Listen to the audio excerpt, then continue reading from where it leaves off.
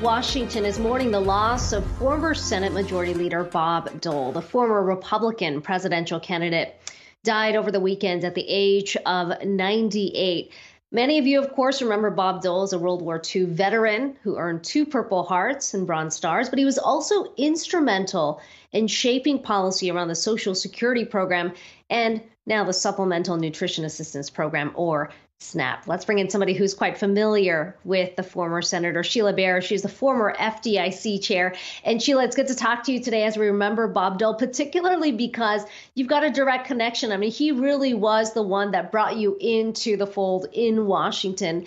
Talk to me about how you've been remembering him. What's kind of been going to your mind, through your mind, since you've heard the news over the weekend? Yeah, well, I was fortunate to have seen him a few weeks ago for a nice long visit, which I treasure now because I didn't realize at the time it was going to be our last, but it was very meaningful to me. Yeah, I got my start under him. I learned politics and public policy making under him. I started in 1981. That was when the Reagan Revolution came in and the Senate became Republican after some 40 years being in the minority. And, people like Dole assumed leadership roles after having minority position status for so long. And he was the member of that greatest World War II generation. He put country first. He realized in public policy and doing the public good through legislating. He was a wheeler and dealer, though. He knew how to put a package, put compromises together. He knew how to build consensus, give a little here, take a little there. Give other people credit, right, to get them to sign on. It was really just a wonder to be able to work with him for some time and observe his masterful legislative skills. He really was the consummate legislator, and in so many areas, he's had such a huge impact on federal policy. You said he was known for wheeling and dealing. I mean, he certainly used those skills in reshaping the Social Security program, in putting together a program here that was, actually initially criticized by then President Ronald Reagan as well. I mean, talk me through his thinking at the time when there were already concerns about whether, in fact, this program would have long-lasting impact. Right. Yeah, well, it did. It kept it solvent for many decades. That's a while back. It's 1983. But it was a combination of some modest tax increases on upper income Social Security recipients and some modest delays in the cost of living increase. So, right, the Democrats didn't want benefit cuts and the Republicans didn't want tax increases. So they did a little bit of both and put a package together that kept the system solvent for quite some time.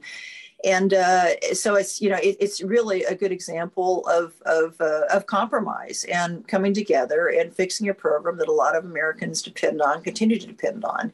I worry now that the system's getting into trouble again, obviously, and we have such extreme partisanship, and it's almost a bad thing to have compromise now as opposed to a good thing the way it was back then.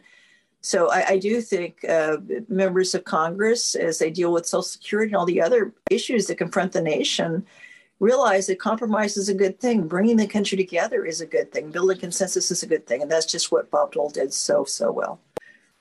You said you had a chance to speak with him several weeks ago. Did you talk to him a bit about what's playing out in Washington? I wonder, over the course of the last year, even whether you had those conversations, how he viewed the political discourse in Washington right now, because he did still support President Trump when he was president then. But certainly it's a very different environment than when he served. Yeah. Well, it was. I mean, for better or worse, I did not support President Trump, but he was the party's nominee, and Bob Dole was very loyal to his party, and so he did endorse him. And I think that is what it is. I just hope it doesn't taint the broad, the decades of public service where he did so much good for the nation. You mentioned Social Security, but I mean that's just one thing. Tax reform, making the Tax Reform Act of 1986, which really cleaned out a lot of loopholes. Civil rights, he was a big advocate on civil rights, the Voting Rights Act extension, the Martin Luther King holiday, disability rights. You mentioned the food stamp program now called SNAP.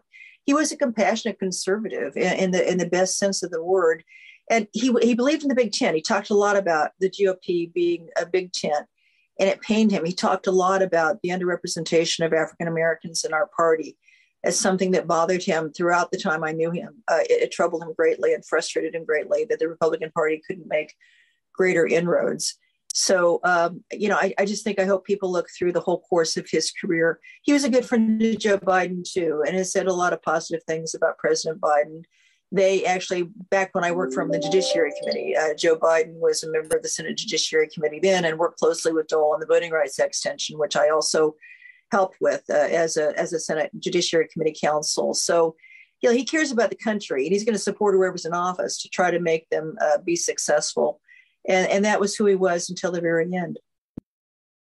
And we did hear President Biden reflect on that as well, saying that they had been friends for many years and that they were always able to pick up right where they left off, no matter how much time had passed. Sheila Bair, former FDIC chair, it's good to talk to you today. Really appreciate the time.